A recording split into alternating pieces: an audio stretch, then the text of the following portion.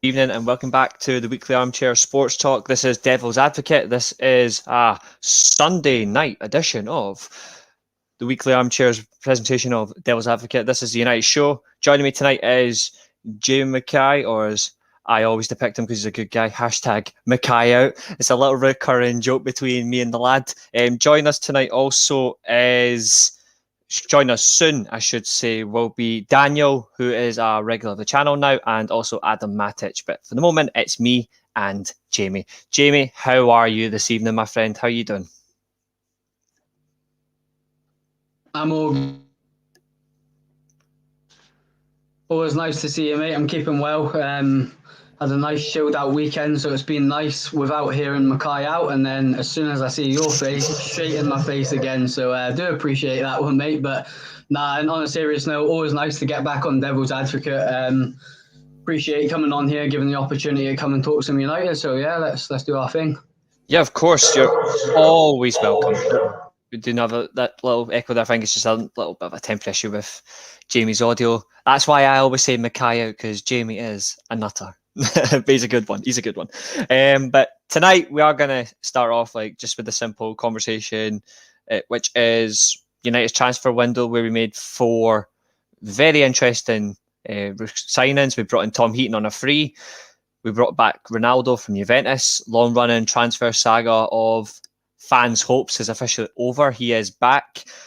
The long-running saga that is Jadon Sancho, that's over as well, and he's had a very interesting start to the season so far. And obviously the signing of Champions League Varane, who he finted that defence like a glove against Wolves. So based on those 4 signings, Jamie, and where the season could be in terms of the likes of Liverpool, Spurs have had a great start to the season. Chelsea have started really well. Manchester City, despite losing to Spurs, have still got their aura of Guardiola and the team they've built. What do you think are United's ambitions now, coming back from the international break and just taking off for the season? What do you think the ambitions are, and where do you think they could go in the long run? I feel like the squad that we've got as a whole is a very experienced squad full of a lot of quality football players and international-based players. So do appreciate that comment. Keep them coming in. All love. But yeah, I feel like we're at the point now. We've got that much quality that... And the thing is, I don't think anybody's seen the Ronaldo transfer coming. I know me and Kino were like 2 little kids in a sweet shop when we heard that he was coming. We actually rang each other a couple of times throughout the day and were like little kids giggling down the phone to each other that it was happening. So yeah, I'll never forget that, actually, because it was quite comical. But we were just so happy, and we were just bouncing off of each other's energy, and it was class. But I feel like when you bring in the likes of a Ronaldo on a complete sporadic deal, everyone thought he was going to Man City, and we got the opportunity to get in there and got the deal done. But the glitz and glamour of Ronaldo signing is great, but when you look at the cold, hard facts of it, when you're bringing in the likes of Jadon Sancho, who's arguably known to be one of the biggest talents in Europe, under a certain age bracket. He's obviously done really well developing from leaving Manchester City to go into Dortmund. Yeah. People are expecting big things from him. Not me personally, but maybe I'll touch on that later on in the show. And when you're bringing in Varane, who's a serial winner and a Rolls-Royce centre-back, I know I've spoke on here before about Varane. I absolutely love him. And him and Maguire, I just think it's a quality partnership going forward. It's a world-class centre-back pairing. And then you go and bring in Ronaldo, who's like the icing on the cake, so to speak, because it's like the Christmas present you didn't think you were going to get. And it's the best Christmas present, so to speak. So it's like, but with that, all of the social media hype, all of the love towards him and everybody fearing United, the one person that this is going to affect the most is Solskjaer, because you don't have... This is the first season in a long time that Man United have got first choice targets, and Ronaldo as a side piece that you just can't turn down. Keane made a great point earlier on a different platform. It was the same with Van Persie. You do a deal like that because he's that good. And Ronaldo, for me, is the best player in the world. I know the Messi hype and Ronaldo hype, but for me, he is. Maybe I'm a bit biased, but it is what it is. And he brings that level of professionalism and quality that brings pressure.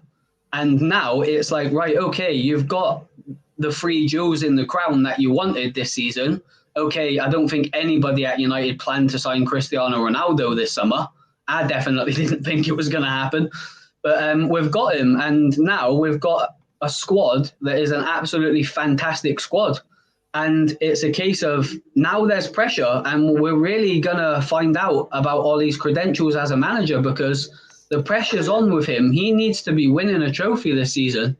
He really does. And you don't buy that level of quality player without that naturally becoming a pressurized situation. And for the first time in a long time, the Glazers can turn around to the manager and say, you asked for them, there you go. Now the pressure's on you.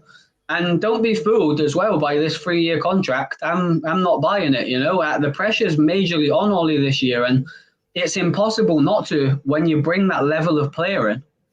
Yeah, but you bring in that level of players, there's no... The words no excuse now just cannot be used. And I've always been on the... people that know me, I hate the whole Ollie in, Ollie out conversation. It does my... To put it the nicest bit, it does my boxing.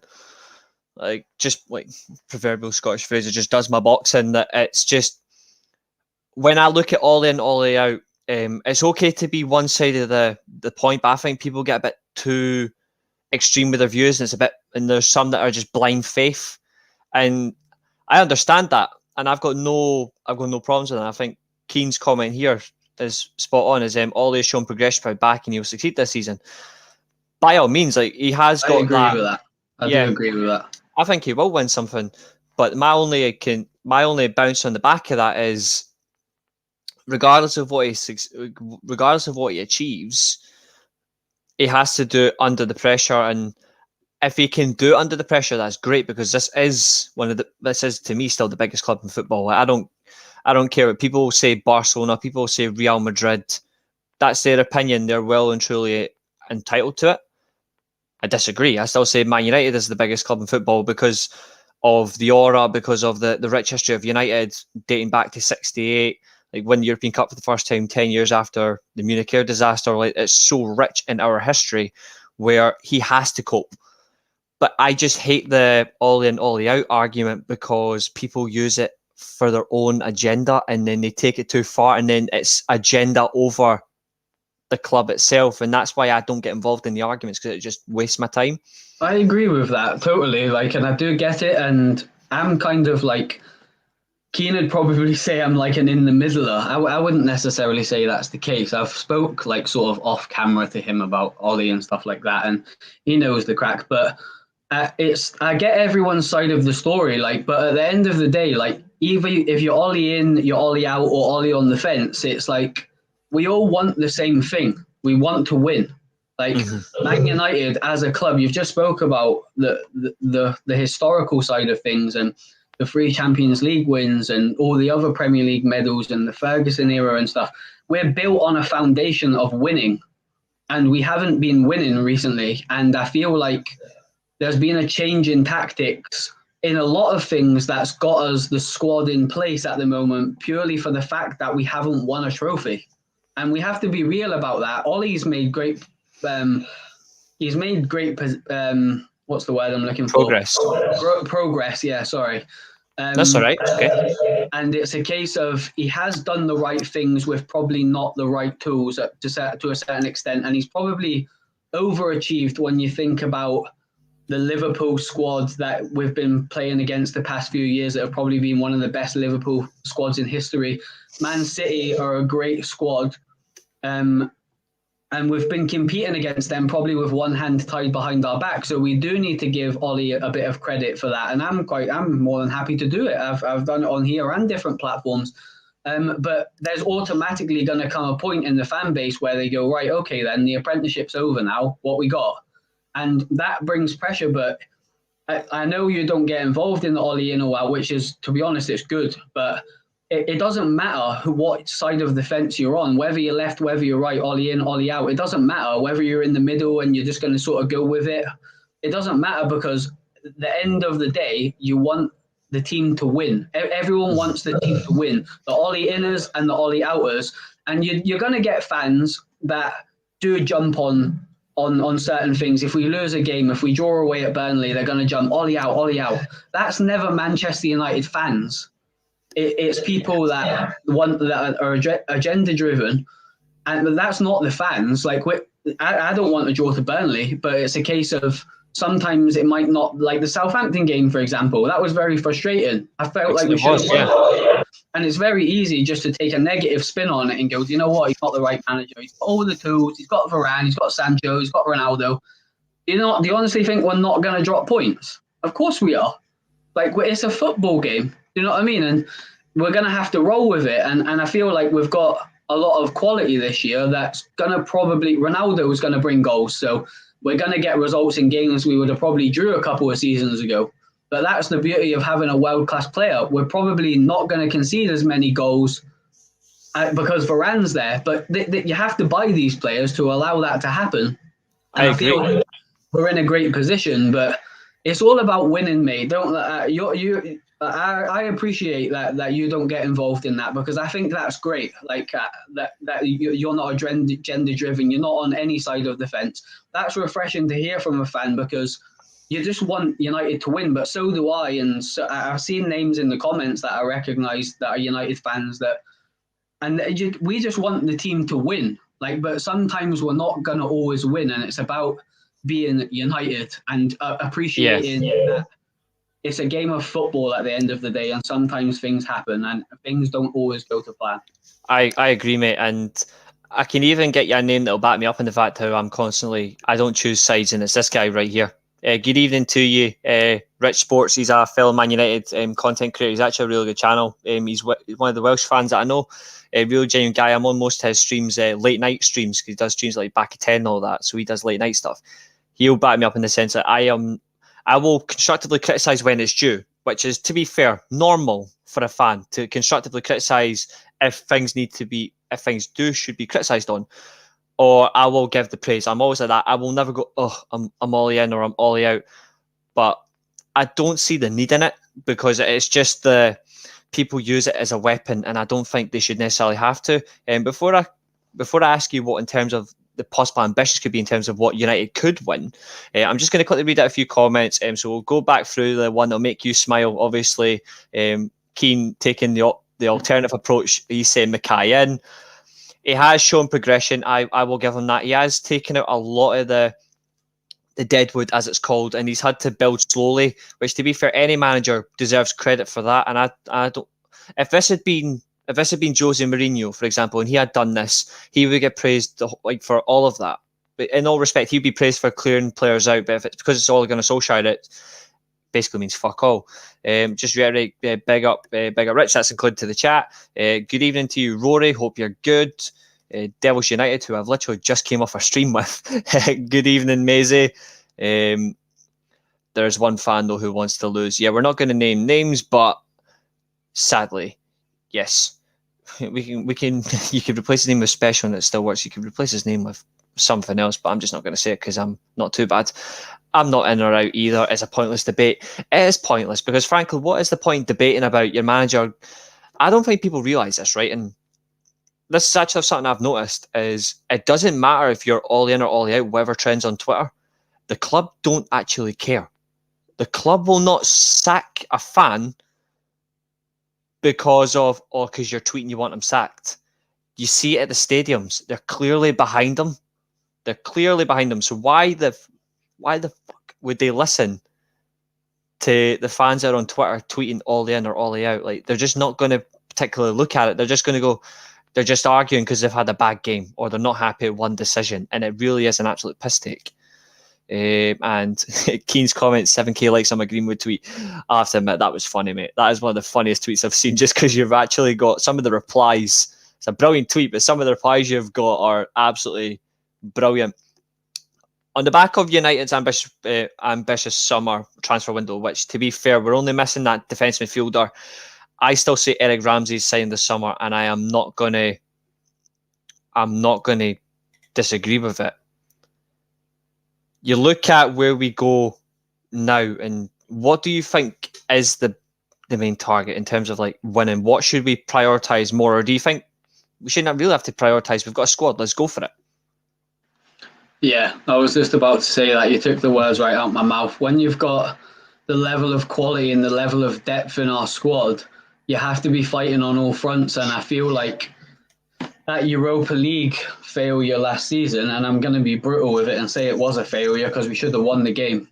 I feel like that's put a little bit of pressure on Ollie to get a trophy at United. I feel like that stigma is still attached to him, and he'll be very aware of it as well, although he always acts cool and calm and collected when asked about the trophy situation. We're Manchester United, we want to win trophies. There's no point playing great in a season but just coming up short when it really matters, which has happened a few times. We've lost a couple of semi-finals. We got beaten a final on penalties, which sometimes it's a bit easier to take losing on a penalty shootout because it's a 50-50. It's whoever gets lucky, really, because it is luck. But it's a case of, I feel like you'll be going all out to win a trophy, and I feel like we've got a very big squad, a very full squad with regards to the quality of level of footballer that's there. And he's made decisions to keep the likes of Matic, the likes of Lingard, the likes of Mata, and he wouldn't have kept them for no reason. So these people are going to play games, and we want to see Donny van de Beek. Well, I do anyway. I want to see him integrated into the squad because I really rate him. I know he's a little bit Marmite in the fan base as well, so I won't touch on that too much. But we've got a massive squad, mate, and I feel like we've got a big enough squad to challenge on all fronts. We're not going to win everything, of course, but I feel like we have to prioritise and make certain moves, and it comes back to management again. You've got to manage the squad and you've got to manage the games, and Ollie's not in the position that I am with my under-11s where I've got one game a week. You know what I mean? He's going to be playing a lot of games, a lot of travelling, a lot of Europa League, not Europa League, Champions League games, potentially Europa League if the Champions League don't go to plan, but that slipped out. So obviously we want to be in the Champions League, but it's exciting because we've got a big squad and we've got a lot of talent in there, but it's going to be quite difficult putting the right pieces into the jigsaw for every game. So that's going to be interesting from a fan's perspective to watch that play out, because it's really going to put Ollie under the spotlight again. And good to see you in the chat, Andrew. Likewise. A while, mate. Hope you're keeping all right. But yeah, it's going to be microscopic, isn't it? This season, he's going to be tested because he's got a lot of quality there. And is he up to the standard of being able to manage them big personalities? Cavani's, the Ronaldos, they're serial winners. And they're here to win. Ronaldo's not here to collect the paycheck that people think he is. He wants to win. Oh, definitely. He's a born winner. You just need to look at the guy's physique at his age and what he's achieved in his career to say he's not coming here to play games. He wants to lift that championship for Man U one more time, and if he does, he'll be immortal. To be fair, Man United have never had a player that's won the Ballon d'Or twice. He could certainly do that as well. Just going to read a few comments there. Andrew, have to agree. The main priority is to win the Premier League. I want the Premier League more than anything, even if we were to win every trophy. The one I want the most is the Premier League. The main priority is to win the Premier League. That should be the aim every season at Manchester United. I wholeheartedly agree. We want to win every trophy we possibly can. And then Keane, imagine the scenes. Ollie wins 21, led by Cristiano Ronaldo. That could certainly happen. That could happen. It depends on how the season pans out, because you never know what's going to happen throughout the season. We could win the league. Like, the only way we don't win the league is if we just don't have any form of consistency, and then Man City just go and do what they did last year, 21 wins in a row, and then they take it further. That's the only way that I don't see it, because Chelsea aren't going to get above us in the league. Chelsea are not going to finish above Man United. Liverpool are not going to finish above Man United. It's going to be between the Manchester clubs again. I think this will be the last year of Man City's dominance. I think next year it'll be Man United and Chelsea. But that's next season.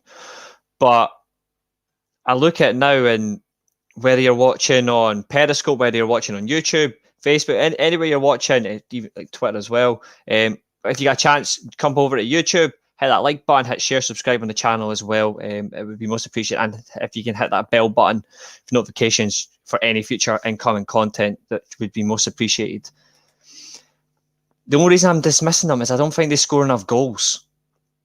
And they've got a good defense, but if they don't score enough, if they don't score a lot of goals, then it's going to come back to haunt them. I still think they're a good side. I just don't think they're there yet. Chelsea, I think they're one season away. I think just one season away under Tuchel. That's just my point of view on it. That's just my point of view. Minshaf, good evening to you. This team experienced team, we need trophies. We do need trophies. We do, because that's what you build on. Going to move on, and I want to ask you a question regarding the front line. Obviously, so many options that frankly Solskjaer that he has at his disposal. He's using Pogba as a left winger. He's got Sancho. He's got Greenwood. He's got Rashford. He's got Ronaldo, Cavani. Even Alanga's still in the mix. Based on those options we have, what do you think is his overall best front three? And do you think he has to now consider changing his system to get the best out of his forward players, or do you think he could just stick with what he's got as long as he just gets the balance right in midfield? What do you think?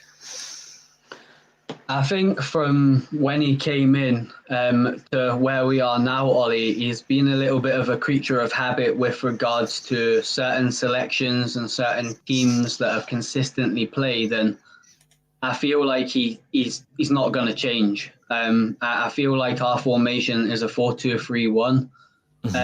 We're kind of accommodating Pogba at the moment. I just seen that comment from Keane. Wingback. Yeah, it was just a pretty good one, to be fair. Tried to hold my laugh in there, but I've not been able to manage it, unfortunately. But I get what he's getting at. But it's a case of we are kind of accommodating him, but we're only accommodating him because Ollie won't change who he's picking. Let's be honest. Like, he does like McFred. Like, whether the fan base like it or not, he does like it, and it works. And to a certain extent, I don't have an issue with that. I've got a certain type of player at my team, and this is a bit off topic a minute, but it's going to come straight back onto it, where I know I can play players in certain positions and they do good jobs for me. They're 8 out of 10s. So it's a case of every week I come to the team and I think, nah, he's got to play. Like, because it's a... I'm not even getting started. I'm just going to go for that. Guy as well, but I'm getting off topic. It's a case of, like, if you've got an 8 out of 10 or you trust somebody in a certain position, like, I know there's probably 4 to 5 players in my 11, and I only get 9. What am I on about 11? But that I'm going to pick, and I'm not going to change them because I know what I'm getting from them. And I feel like that's kind of the same with Ollie. He's probably looking at Fred and McTominay, and I don't necessarily understand what Fred brings to the table. But I ain't got long enough to discuss why I think that. I could go really in depth on it, but we've got a lot more to talk about, so I'm not gonna. But he obviously likes what he's seeing and he trusts in that. And that's then having to push Pogba out to the left. So if Pogba's on the left, where's Sancho playing? Where's Martial playing? Where's Marcus playing when he comes? That gives another problem. And we do have a massive squad, and it's a case of somebody should have been moved out to accommodate that. But if you get rid of Mata, Matic maybe, Fred maybe, Lingard maybe, none of them play on the left. So even though you've got rid of 4 players, if he did in hindsight, it's still got, like, they've brought in Jadon, they've got Marcus, Pogba's playing on the left. So you've got positional problems there, but at a club like Man United, with the quality of player in that squad, you're going to have headaches. And to be honest, I wouldn't like to have to deal with that every week. Like, it's great having a massive squad full of quality, but you're going to have unhappy heads sitting on the bench. And it's a case of he's going to have to man manage that. And he's fantastic at man management. I'll give him that 100%. His tactics, sometimes I don't get. The style of play sometimes can be a bit boring to watch. But it's a case of his man management is phenomenal, and I will credit that. I'll definitely credit that. I'll never question that with him.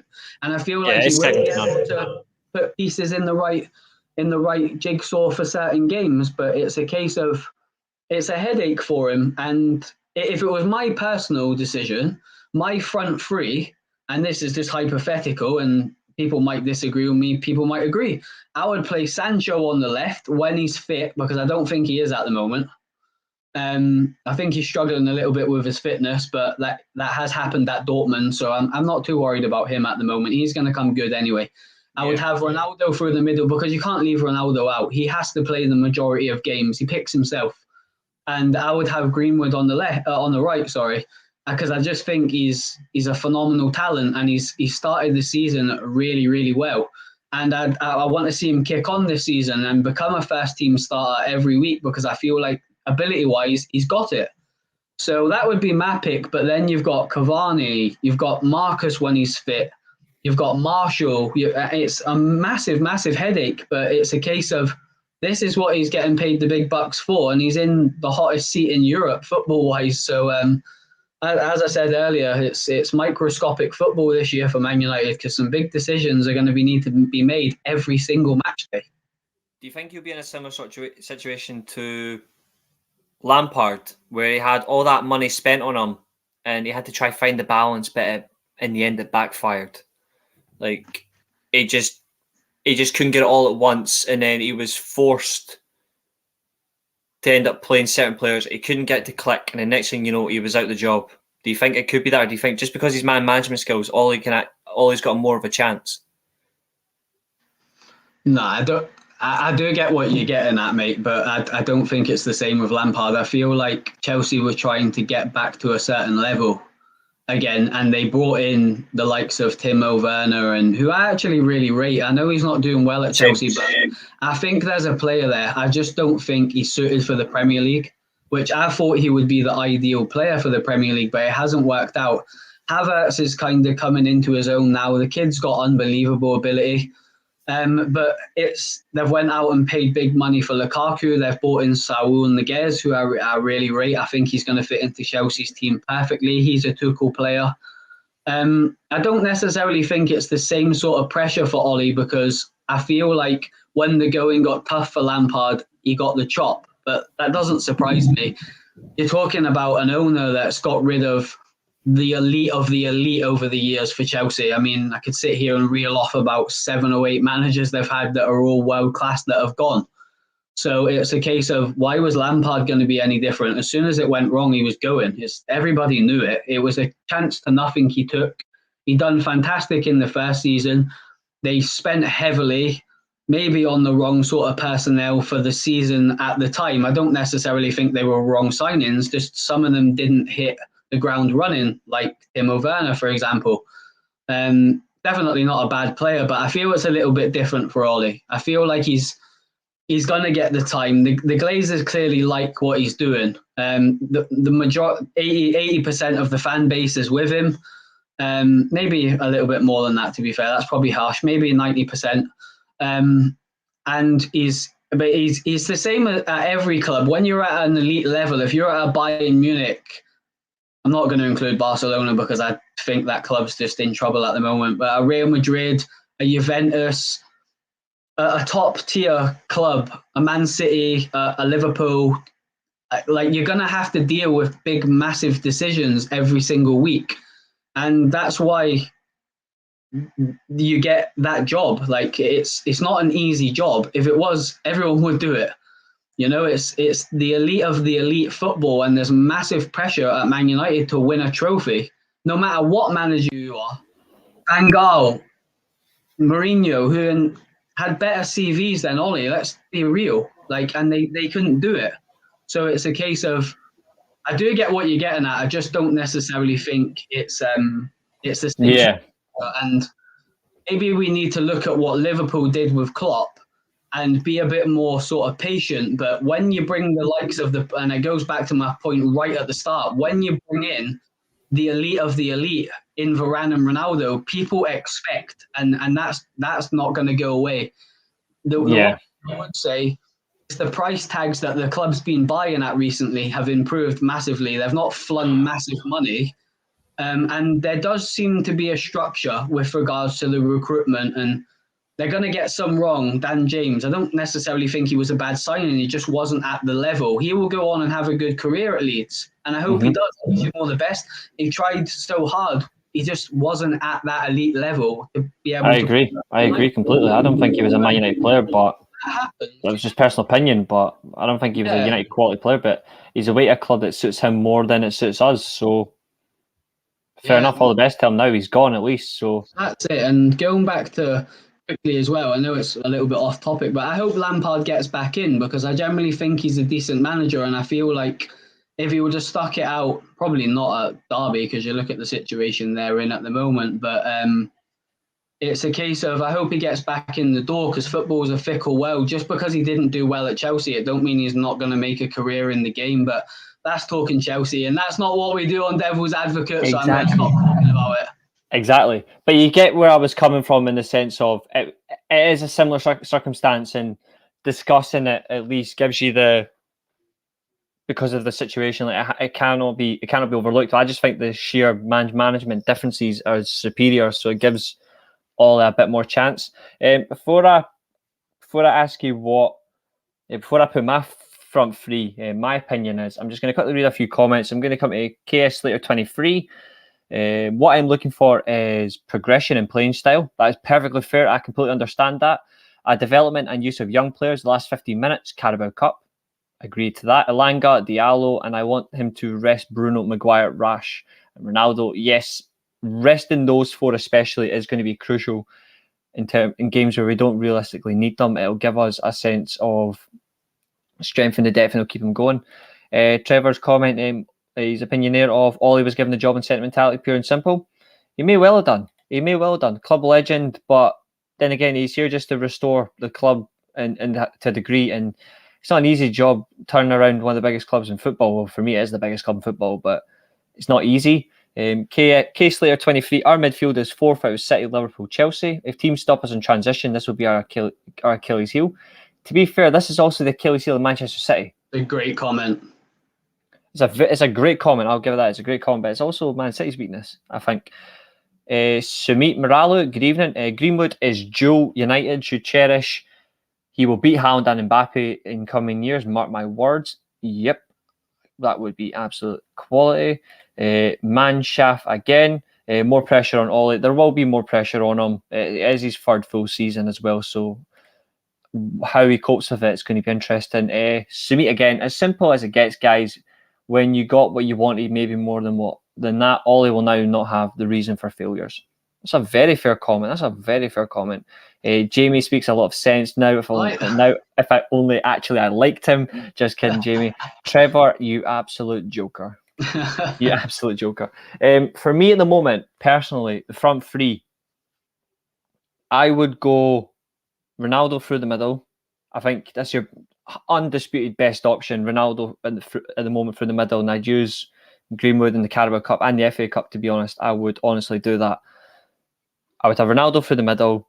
I would have, until Rashford's back fully fit, I would have Sancho left wing and I would have Greenwood on the right. And I honestly prefer Pogba in that midfield because based on even though we lost the game, the behind closed doors friendly against Stoke when we lost 4-3, we played 4-3-3. So it's clear that they're doing it behind closed doors where it's not in the clear public eye. They want to get to it, phasing it out where they are wanting to introduce this new system, the favoured system, the 4-3-3. And I think that's a smart way to do it. He says he hasn't ruled out any more of these friendlies. So we could be seeing more of the 4-2-3-1 until like the next break or whenever that is, or when he just decides, fuck it, we're just going to play 4-3-3. In terms of the current system, where he is using two midfielders for the job of one, which for some fans, it's a good thing. For some fans, ignore it. What's your overall opinion? Do you stick with the 4-2-3-1 or would you rather he now decides to make the change to 4-3-3?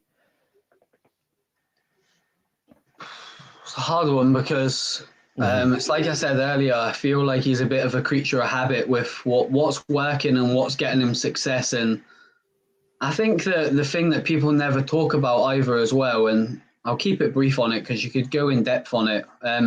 This is Ollie's dream job. So he's going to do everything he possibly can to not lose it, which is understand. I get that. I totally get it. And I hope he doesn't lose it because I hope we're doing well. But it's a case of it's working for him. And we've made progression, like Keane said earlier, we've made progression without necessarily having the quality in the squad, like the first choice signings, for example. And we have done well with a certain formation, but for me, and this is just my perspective, and I know last time I was on here, me and Keane had a 1-to-1, which was really fun, really good to have a little bit of back and forth, me and Keane, and it's a case, what's this? Can it be that it's 20 minutes? I don't know, I can talk a little bit, but I'm a United fan. He's got the floor tonight. I don't care. Jamie's got the floor. I don't care. I'm the only one on, so it's a case of if I don't talk, who's going to talk? Me. But cheers for that one, Trevor. Trevor's a wee shit, but you just can't help it. He's just too funny. This if it ain't broke, don't fix it. So I feel like the only reason I thought he played the two holding midfielders was because he was a little bit worried about the pace aspect of Lindelof and Maguire, which it was evident to see that there was an issue there in certain scenarios, lack of pace, Lindelof in the air getting beaten for silly goals. And we've rectified that with Varane. He's got pace. He's good in the attack. He's a fantastic centre-back. I don't need to tell you about Raphael Varane. You know about him. So I feel like he could go to the 4-3-3, but in the back of his head, and I go back to my coaching as well, and you're like, you know what? That's working, so why am I going to change it? I've done it where I've thought, do you know what? He's been playing well when he's been going to come on. I'm going to try and fit him in the team, but in the back of your head, you think, nah, but I've been getting results. So it's a hard one, and it is very difficult until you have to make that decision. And I mean, I'm an under-11s coach. You know what I mean? This is another stratosphere of where I coach, but you do naturally think about that and think, oh, can I fit him in? Because he's impressed me in training for the past few weeks. He got a goal when he come on. Can I fit him in the formation? But then you think, nah, do you know what it is? Nah, well, it's working. Why am I going to change it? So I feel like Ollie's probably going to be stuck in the middle between a rock and a hard place. Like, what do you think? I think we've got the ability to change to a 4-3-3 now because the problem with the centre-back pairing isn't there no more. But is it just a case of it ain't broke, so I ain't going to fix it? It could well be the case. Because I think managers, once they've settled into a system and they feel it's working for them, why bother? And when they do make a system change, and they don't get the result they want, immediately it's, well, why did you change it in the first place? So I get where you're coming from. I'm just going to read a few wee comments here. Nameless. Do you think Martial's game time is limited now with the Ronaldo signing? Yes, I honestly do. I think his game time is limited because it's not just any player that's coming in, going into his position. It's Ronaldo, and when he does play Martial, he's going to need.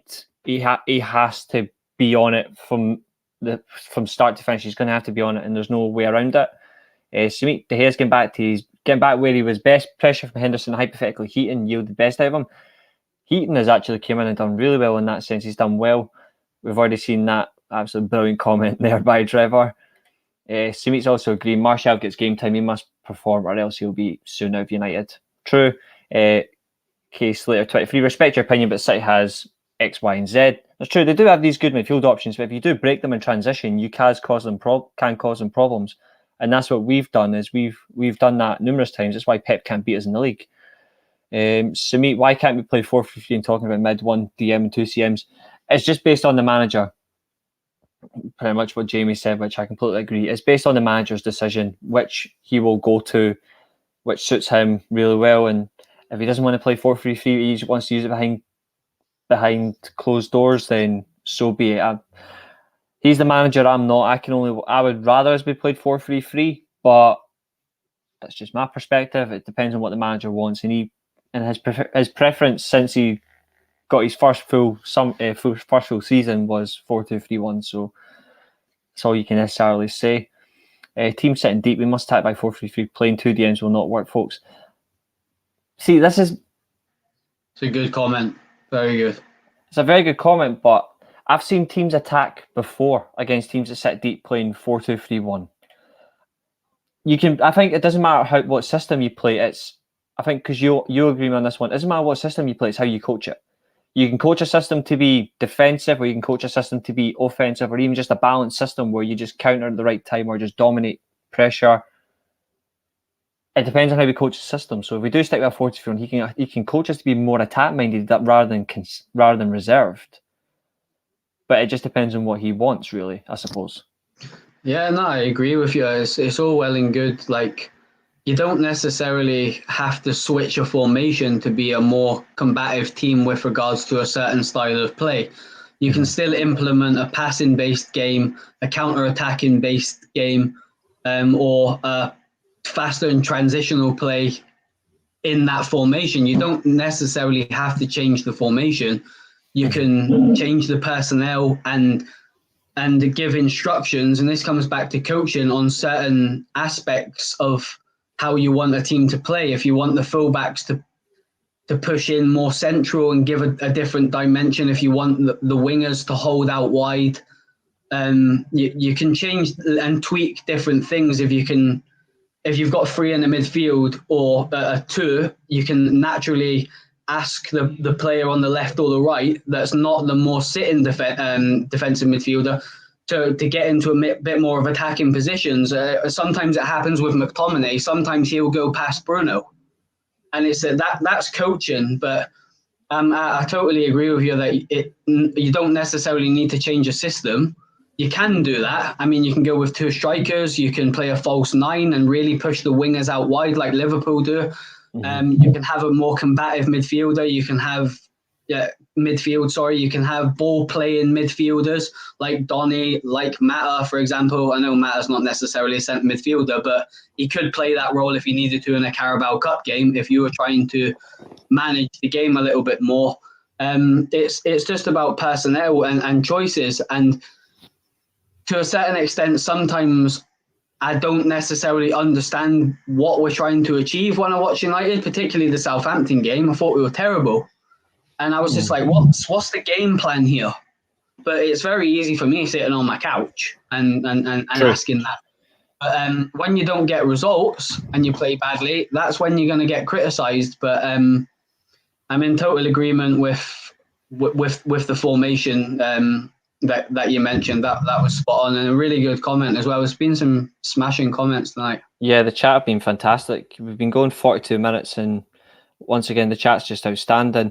Comment from Trevor, which I'll let you respond to this one as well, Jamie. I think it is quite fair. As the sign of Ronaldo has been outstanding, but we still have a crater in the middle of the park. Varane and Maguire will be under so much pressure. It'll be like Lindelof is still playing. No, I love Lindelof. You're lucky as me speaking, not Rach tonight, Trev, because she would come for you. But I will just a wee bit. I won't come for you that much. You already mugged me off with Dan James as it is. But based on that comment, he is basically saying it is the middle of the park is still a problem in terms of like we need to find the right balance. Like who is going to play that position? Sumit thinks it's going to be McTominay. Question is though, like looking at our midfield options, apparently we've got 6, which to my opinion is bullshit. Who do you honestly think is the best player to just go and sit in that middle position and just anchor the midfield? Because they're not being asked to do much. They're just being asked to sit in front of our back 4, roam it, and then just get the ball out to the further forward midfielders. So who do you honestly think is the best suited to just go in that role and just keep it nice and simple? Because that's pretty much what they have to do.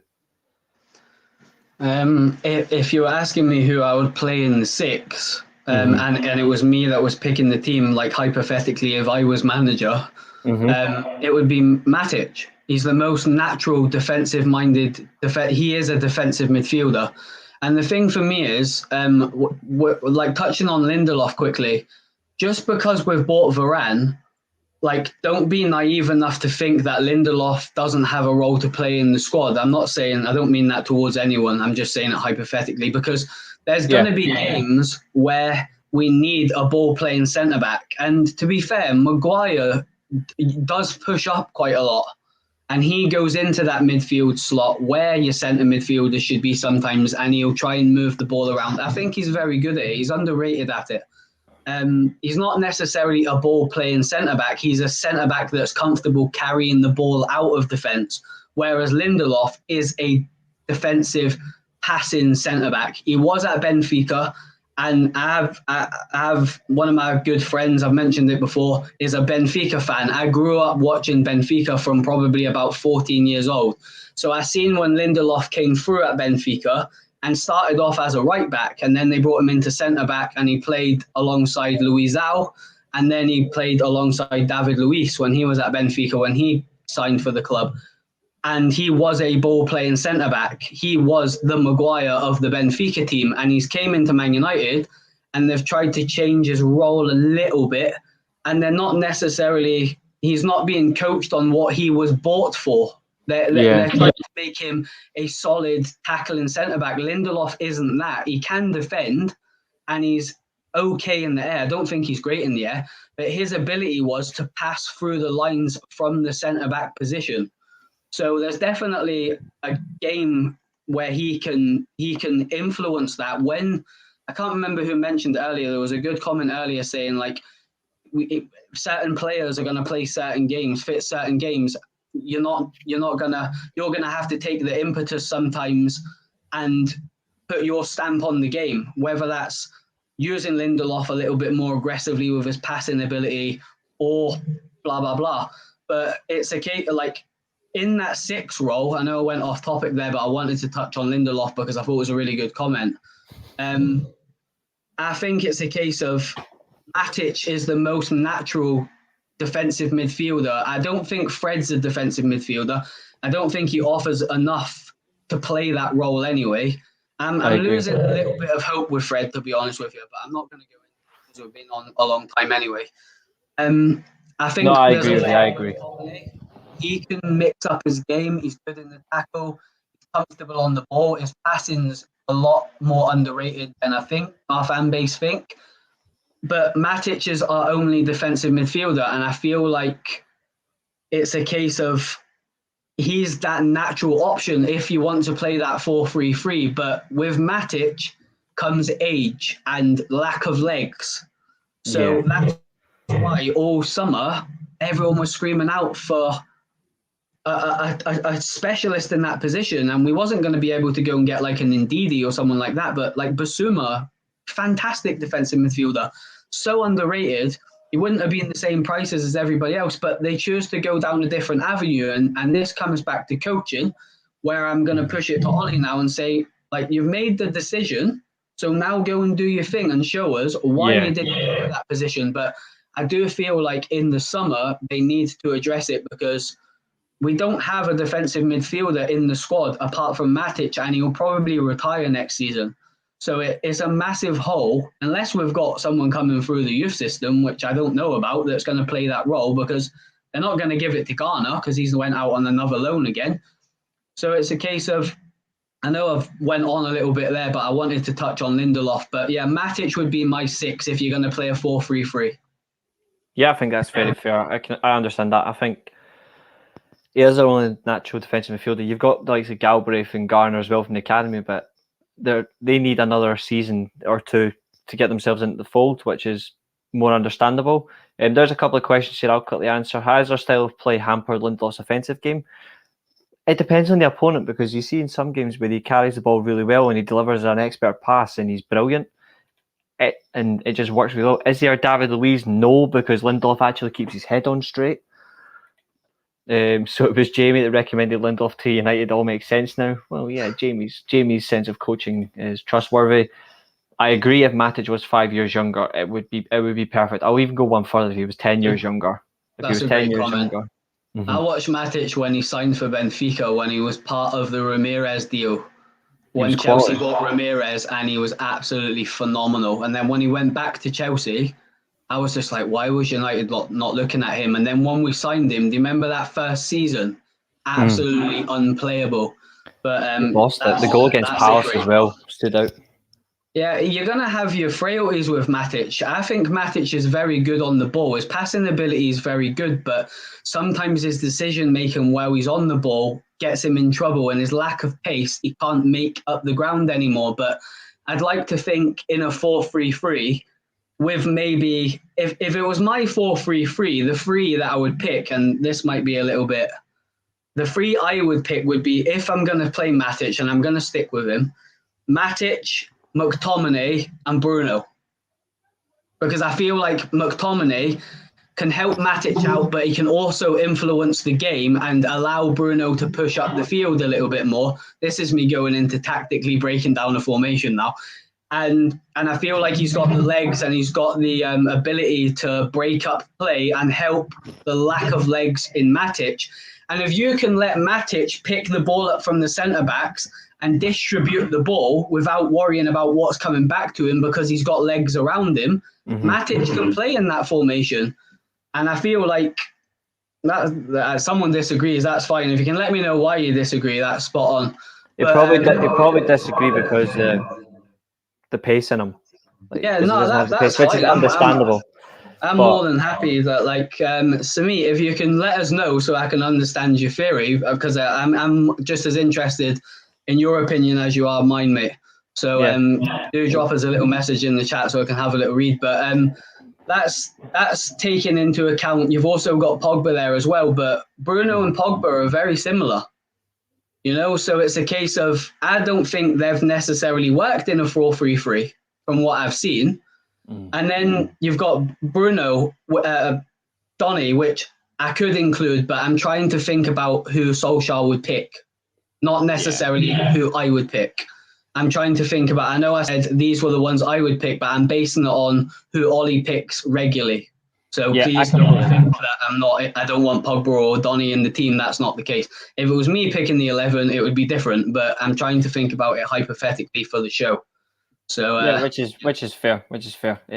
Trevor never knew James was a tactical genius, a man with many talents, but still hashtag Mackay out.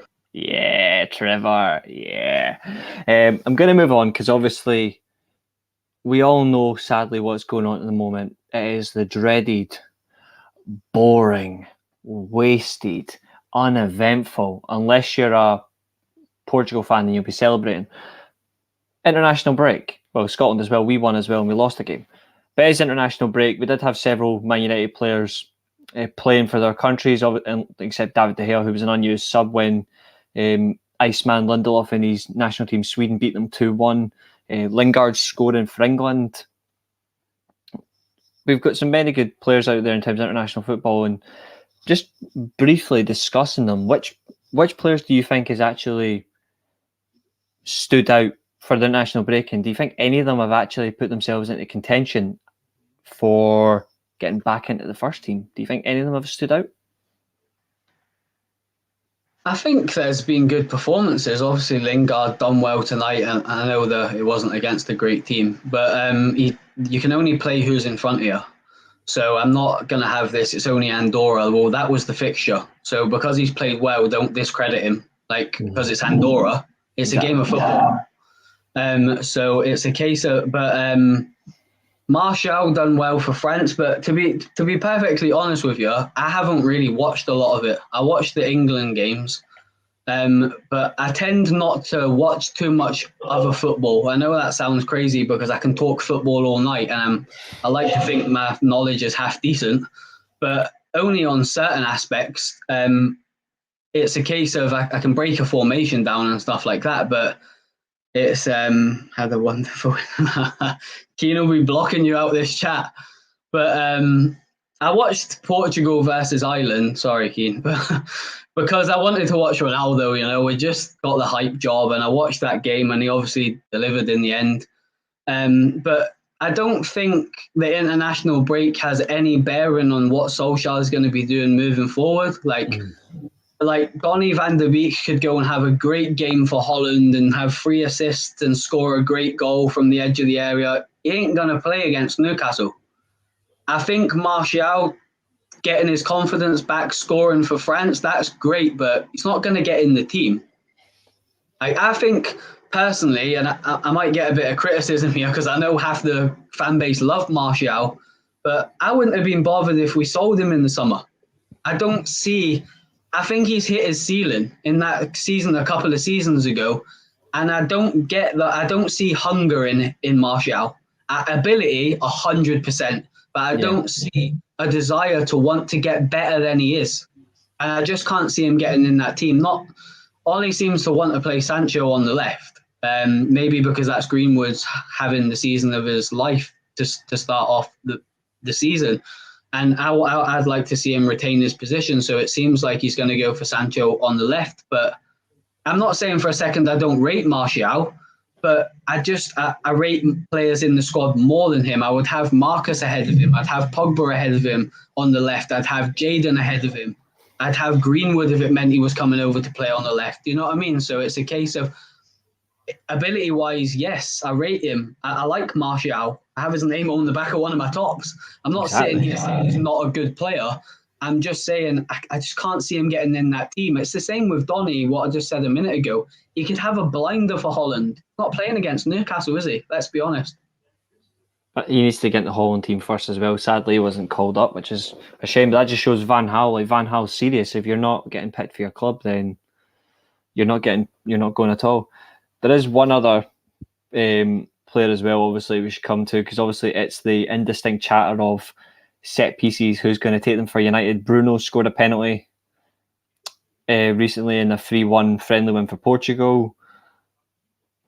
Based on the set piece situation, obviously, Ronaldo's probably going to pull rank on him anyway, but if you could just dial down, who do you think is actually going to take the set pieces for United? Do you think Ronaldo's going to have them all? Do you think him and Bruno are going to rotate around? Or do you think it will be one will have the penalties, the other will have the free kicks? What do you think will happen on the grounds of that? I'd like to think when United needed a saviour, Bruno came in and has done fantastic. So I would like to think he would retain the penalties. I wouldn't say I wouldn't feel comfortable with Ronaldo taking them because he's probably going to score. I just like that consistency. There's no reason to take Bruno off of them. I probably think he probably will, but it's a case of free kick wise. I think if they're in and around the edge of the area, it's got to be Bruno. But if it's further out, I'm quite happy with Ronaldo trying to hit one. No problem at all. And when that stance is put in place at Old Trafford, you know that the ground's going to erupt. You know, the first chance he gets to hit one, he's going to hit one. Let's just hope it's like the Portsmouth one that he hit years ago. But I think there's no reason to take Bruno off. And it's funny, actually, because I was back home last weekend and I was speaking to my friend Rogerio, and he was complaining about Bruno's Euro. And I was just like, mate, he was like, oh, he plays rubbish for Portugal. And I was like, mate, like he ran into the ground last season. He went into that Euro Championships probably completely fatigued from a long season at United, but he was that good, Ollie couldn't leave him out. And it comes back to that sentimentality of he's doing the job, so I'm not going to change it. Not broke, don't fix it. That's the line of this show, you know? So absolutely. I had to sort of say, nah, like that's not the case. Like you need to watch him for Man United, but he's kind of like me. He doesn't pay attention to other teams. He just watches Benfica and that's it. He doesn't necessarily watch La Liga and Liga Un and whatever else. He doesn't watch other players. So I was like, nah, you need to start watching Man United games to see the best of Bruno. He might not be doing it at international level. But going back to, that was going off topic a bit, but I just wanted to explain that not everybody thinks Bruno's doing great for Portugal, and he's a Portuguese national. That's his country, and he's just like, nah, I don't think he should be starting for Portugal at the moment. There's more informed midfielders, and I'm like, well, that's fine, but watch him for United, and I think you'll never knew Jamie had friends. At least that makes one. Yeah, good one, Joe. Why are you giving me so much grief, Trevor? He can't come for me anymore. Dan James is not important. I don't come on Devil's Advocate a lot, Trevor, so I hope I'm going to get more love when I do come back on. But, it's interesting, but nah, I hope he sticks to his morals. There's no reason to take Bruno off penalties. Yeah, that's fair. For me, I don't particularly care who hits them. As long as they go in. Yeah, pretty much. And I'm going to divulge into a few comments. Comment here, Donny's agent coming out slamming United. He's always slamming United just because he's just not playing, which I understand. We'll come back to this one. What is your opinions on position breakdown? Who's backing up who? I've got a few ideas of my own, but we'll come back to this one in a second. Let's have a look. for country, Ronaldo will take, and for club, Bruno will take. It seems now. You never knew Jamie. That one's funny. Giving this man the stick tonight, because your opinions are sometimes true, but sometimes it's kind of pinch of salt. Very fair, very fair. Everyone's entitled as long as you're respectful in the comments. I'll let you answer this one first, mate. Opinions on position breakdown. Who's backing up who? If you had to label it down. Who's backing up who? What does he want, a full squad breakdown or? Maybe just the important I position. actually like you, Jamie, and I have to give Reece a break. Okay. If you like me, Trevor, you have to have a word with Keane and tell him to get me back on a little bit more because he's giving me the cold shoulder. Nah, he's not really. I've had quite a lot going on with work and stuff, so I've kind of took a backward step for the fan channels, but hopefully I can get back involved with Devil's Advocate. I love coming on here and interacting with you guys. Just thought I'd have a little dig at Keane because he always, Mackay's out me. So, every chance I get, I like to give him one back sometimes. And you as well. But you're hosting, so you'll just mute me in a minute if I don't be nice to you. So, with regards to this comment, I'll try and do it as quick as I can. If Bissaka don't play, Dalot comes in. Luke Shaw, there's not... Tellez, but Tellez is not fit at the moment. I'm trying to keep it relative. Luke Shaw's a stalwart for me. I really like Tellez, but it has to. There he is, back to his true colours. Didn't last long than Mackay did it? Centre backs, Lindelof's definitely got a role to play. I'm a bit gutted Twanzebe's gone out because I actually prefer Twanzebe to Bailey. I don't think there's any longevity in Bailey. I think he'll probably leave the club next year. I do actually really like Bailey, but he's made of glass. And I do think there's a player in Twanzebe. I just can't get that PSG performance out of my head. So that's why I think that there's definitely a player there. Matic is going to back up Fred or McTominay. You can put Pogba in there if you want to go with a more expansive style of play. I'm not going to go into that route because I could talk about tactics and style of play all day. You've got loads of options on the left. If you're all United fans in the chat, which I'm thinking you are, you'll know exactly who they are. Marcus, Jaden, Paul, if he chooses to play him in there. Matters for formation, how he wants to go. Bruno, Lingard maybe can play that role. You could put Pogba in there if you really wanted to. Matter, if it's a lower standard of game, could play centre attacking midfielder. No, Keane, no. He's trying to just put me off with a stupid comment like that. How is he still at the club, by the way? Christ. On the right, you've got Greenwood, who could potentially cater for striking position if Ronaldo or Cavani ain't available for whatever reason. You've got Jaden that can play on the right. Marcus at a push could play on the right. I don't like him there, though, personally. Wouldn't play him there. You've got Ahmad that could play that position if he does stay longer term. I think he'll probably go out on loan in January. Palestri, if he was at the club, he's obviously on loan at the moment, but longer term, he's definitely a nice right-sided, very old-school byline winger. I like him. But yeah, I think I've covered all bases there. If I haven't, I do apologise, but I've tried my best. And then the goalkeeper situation is self-explanatory. Yeah, De Gea's number one. Sorry, that's the only way to describe it. I'll quickly answer this one. Why we can't win the league now? You guys still think we're a couple of players short, or is it manager skills? We'll find out. We're still that defensive midfielder is definitely short, but in terms of the manager skills, we'll find out this season if it is down to him. I think this is where we find out because he's got such a talented squad where he has to get it right. No mention of Donny's in your doghouse too.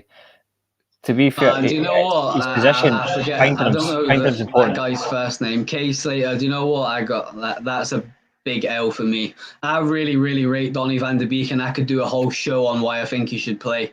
But yeah, I missed him on that one, so I'll hold my hands up and I'll take the L for that. I shouldn't miss him, but he's kind of not in the plans at the moment, is he? Let's be honest. But 100% he can come in and play roles in the cam, in the deep line playmaking position for me. But it's all on the manager. I've just got an opinion, mate. I just come on YouTube and talk a bit of football. Ollie's got to make them big decisions. But I personally really like Donny van de Beek, and maybe me and Keno can sort out a 1-to-1 again because I love them. They're really good back and forths, and we can discuss Donny. If that's something you want to see, let me know.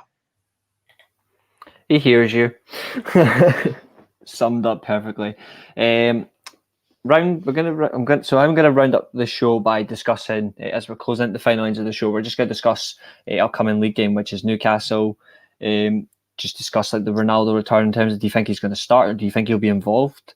Do you think he'll just be presented at Old Trafford but not actually play? Who would you like to see? And then just your score prediction. So for me, I hope he is playing, but obviously it's just a matter of, is it going to happen? Is it not? It just depends on Ollie. He may decide to go with Greenwood and then chuck in Ronaldo the following week. It can happen, although, to be fair, put Greenwood on the wing and give us Ronaldo up front because it'd be quality. He can add these one United hat-tricks by scoring another one against Newcastle. That'd be great. In terms of the system, I think now is a good opportunity to get rid of the 4-2-3-1. At least use the 4-3-3 in this game and test it, because it's an interesting side, Newcastle. Relatively defensive, where you can break them down. We can sacrifice that midfielder for a forward player and just get our team pushing high up the pitch. Can we break the defence down, which has been a problem for us? And in terms of the scoreline prediction, I'm just going to go vintage. I'm going 6-0 Man United. But Jamie boy, yourself, what are you thinking? It's a quite. I mean, like I haven't been on Devil's Advocate. I think I was on about a month or two ago. I've been quite busy in my personal life, so I can see some new comments and new names in the comments below. So, which is fantastic. You all do great work on the channel. I've took a bit of a backward step recently, but I would love to get back involved. I really enjoyed this tonight, so hopefully Keno will put me on the subs bench at least for his starting 11. But I don't know if any of you will know it. Some of you will, like Trevor and that, they've seen me on here. But outside this window is actually Newcastle. I live in Newcastle.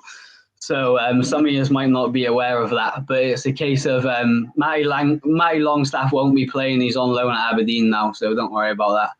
But all my friends up here and all my office work colleagues are all Newcastle fans. So I've been milking it for the past week or so that they're absolutely terrified at the thought of coming up against Ronaldo, because Newcastle are not a great team at the moment anyway. They're not playing too good, and Wilson's injured now, their talisman, so that helps us out even more. But with regards to whether I think Ronaldo will play, I think if he's fit, he will. I'd like if he waited for the Villa game, because there's a high possibility I'm going to be at the game. I'm going to be in Manchester that weekend, so I'm hoping to go to the match. So I would love that to be Ronaldo's first game, but I think we've got more than enough quality to beat Newcastle. Every one of my friends are worried about that game. They think it could potentially be a hiding, which would be great, because I actually go on Newcastle fan channels. My friends actually have Newcastle fan channels, and I've got quite a busy schedule next week, as you can imagine. In the lead up to the game, I think I'm on about 4 different shows, and they're all Newcastle based. So I'm going to go and sort of be the Man United side of the coin. So that'll be interesting. But it's a case of I do hope we get the win, of course. I think we will. I think potentially if Ronaldo does start, the atmosphere at Old Trafford is going to be absolutely electric. I'm really jealous if you're going to the game. I've tried to get a ticket, but they're pricing me out.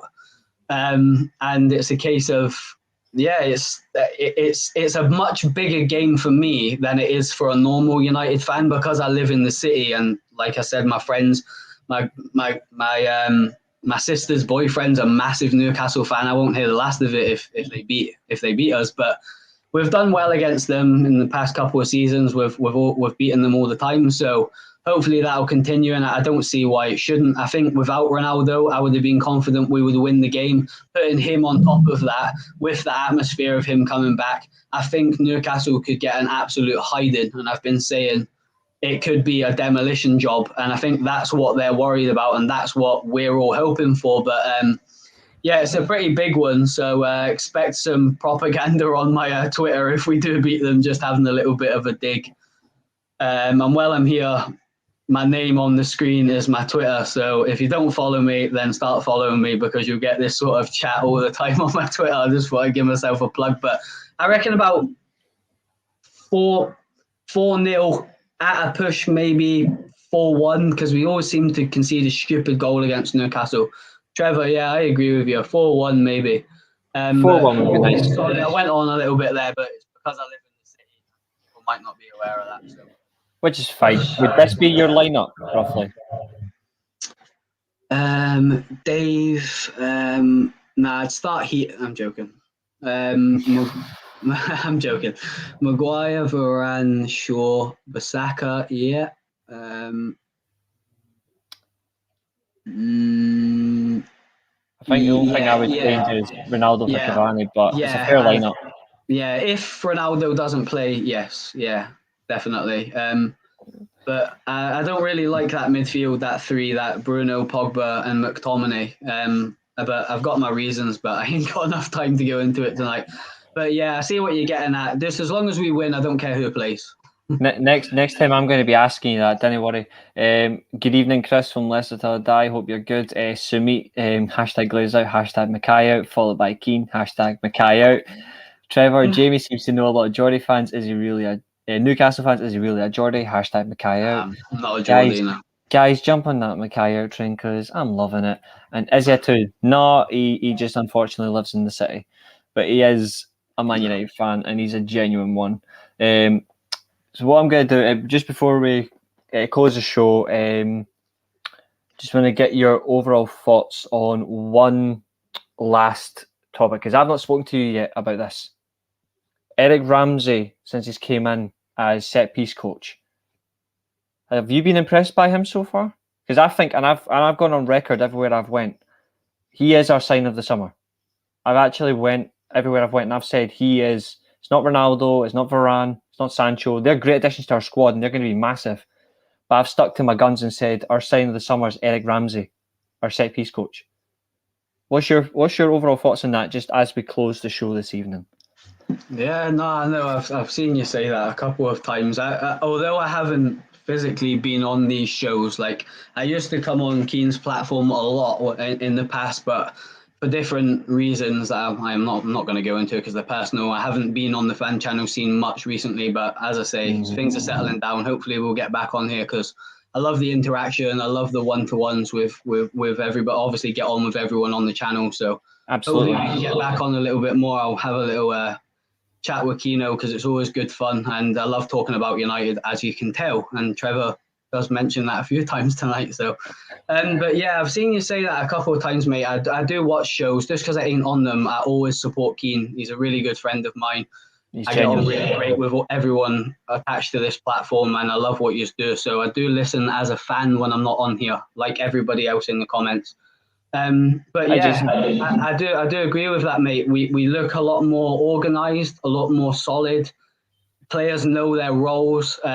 We've got the quality now in the air of Maguire and Varane, very, very good defensive players when it comes to a defensive side of a corner. And we just seem a lot more organised now. And I know you've sort of kept mentioning that stability of bringing him in and giving the team that, because we did struggle on it. Let's be honest, let's be real.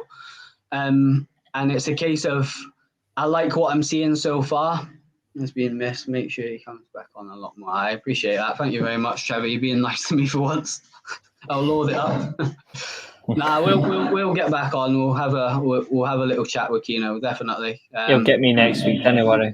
I love being part of the platform anyway. So hopefully we'll crack on a little bit more in the future. But yeah, I really like it, mate. Without going into it too much, because I know I've done quite a lot tonight, and I've got a very early start in the morning. Yeah, I like the stability. I like what I'm seeing. We just look a lot more organised, and we look like every player's going into that set piece or that defensive aspect of the game, knowing their role, and I feel that's very important for a club. We'll negotiate your contract this week, Jamie. I'll not ask for anything too untoward, mate. Just a little appearance here and there. I'll be a Jesse Lingard. $1 billion. I'll be a Jesse Lingard, but not a Paul Pogba. I won't play out of position. But but yeah, I've been impressed, mate. And as I say, I've watched. I've heard you speak about him, Reece, and you spoke really well about him. So As long may it continue, mate. The least goals we concede, the more games we win. So I'm all for it, mate. And I'm glad the club recognised there was an issue and sorted it out. That's the biggest thing for me. Noticing an issue in life or in football and dealing with it straight away before it gets worse. And that's what the club done. So fair play to them. And do you know what? I am Glazers out. I'll always be Glazers out. But they've done well this summer, and I'm really excited for this season. Yeah, I completely agree. And there's the mantra: see it, say it, sort it. A cheeky one. If you're Scottish, you'll understand that reference. That was Jamie. My name's Reece. This has been Devil's Advocate on Weekly Armchair Sports Talk. To the guys in the live chat this evening, you've been absolutely phenomenal. The likes of Trevor, keen as usual. He's always present. Jason, Sumit, Rich was here earlier. Maisie from Devils United. Chris briefly. Jay, even Kay Slater. It's all great to see. He's been an absolute pleasure this evening. Thank you for making well over an hour of my time worth it. Thanks very much. Please hit that like button, hit the share button, subscribe. Get over onto Twitter as well if you use it. Follow the Weekly Armchair Sports Talk. We do have a Twitter page there as well. There's also on Facebook. You can follow Jamie below at JamMackay1989 on Twitter. Mine is R7Yin13T3D. Well, it's the first time I've bottled that one. Oh well, I guess I need bonbons. But anyway, this has been Sunday's show. This is the Weekly Armchair Sports Talk. Enjoy the rest of your weekend, folks, and we will see you later.